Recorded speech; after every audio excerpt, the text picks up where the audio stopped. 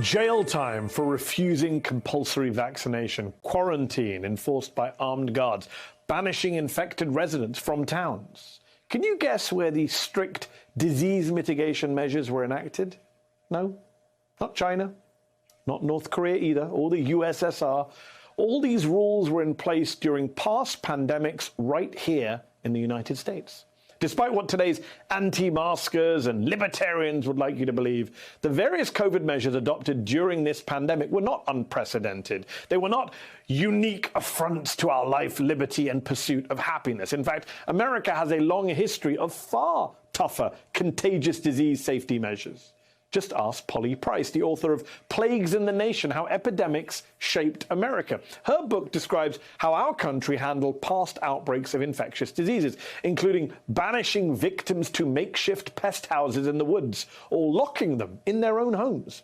Quote, one could even be shot for attempting to escape a quarantine with no legal repercussions for the shooter. Like Caleb Norman, a Mississippi man who was shot and killed after escaping from a smallpox quarantine camp in 1895. What's more, an infected person's belongings could be considered tainted and burned as a precaution. And according to Price, the prevailing judicial attitude did not question a local government's right to impose a quarantine. As a Tennessee judge noted more than a century ago, pestilence like war disrupts society and silences the law. So with practices like quarantine and compulsory vaccination in our history, in our own history, for centuries, why was there still so much resistance to the relatively lenient COVID restrictions enacted in 2020? And with so many epidemics and plagues in our country's past, are we ready yet to face the upcoming challenge of monkeypox or other future disease outbreaks? Joining me now is Polly Price, a global health and law professor and author of that book, Plagues in the Nation, How Epidemics Shaped America. Thank you so much for coming on the show. Your book has examples of compulsory vaccination going back over 100 years. Yet in 2021, many Americans seem totally outraged by COVID vaccine requirements, by mandates. Why is it still so controversial after a century of being done and being proved effective? I think part of the reason is if we think about smallpox and smallpox vaccines being among the earliest vaccines that were ever available, smallpox was a terrifying disease. It would spread quickly and could infect and kill many people in a very short amount of time.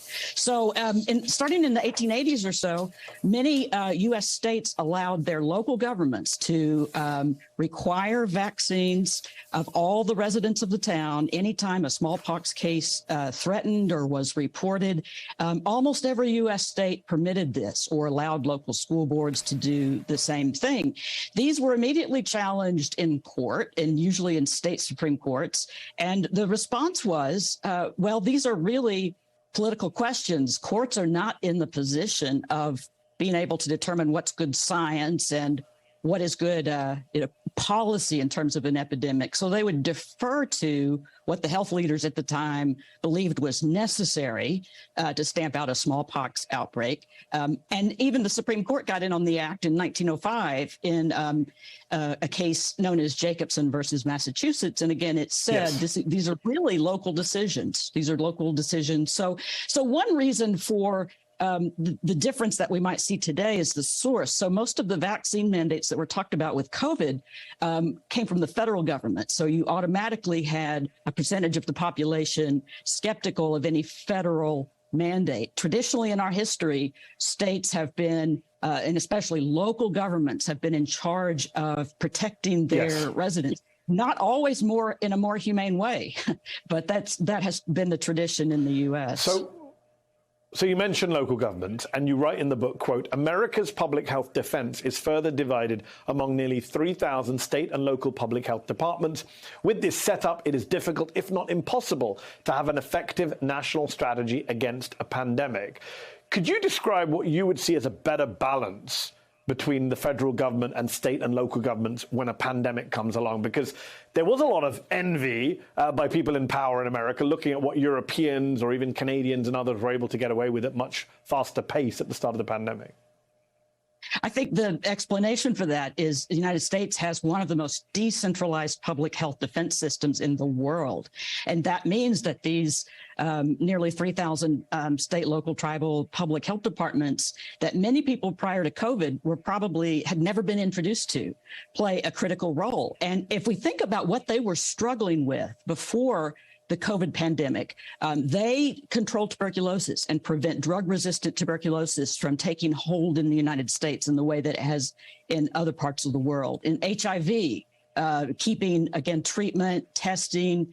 If you look at the problems with tuberculosis, I think the best illustration of how we need a better federal-state balance comes from Atlanta, where I live. The CDC had identified by genotype, a patient with drug-resistant tuberculosis in 2008 in one of the downtown homeless shelters in Atlanta. Within 7 years, that one case, that patient 0 genotype, had spread to 9 other states, sickened more than 100 people, 10 people died. And it was arguably, if Atlanta had controlled the tuberculosis outbreak, it wouldn't have spread to other states. So when we rely on local health departments to contain outbreaks, whether it be tuberculosis or hepatitis A or any of number of things that they do on a daily basis, the weakest link will always trip up the United States in the future. The weakest link is probably an underfunded health department without the staff.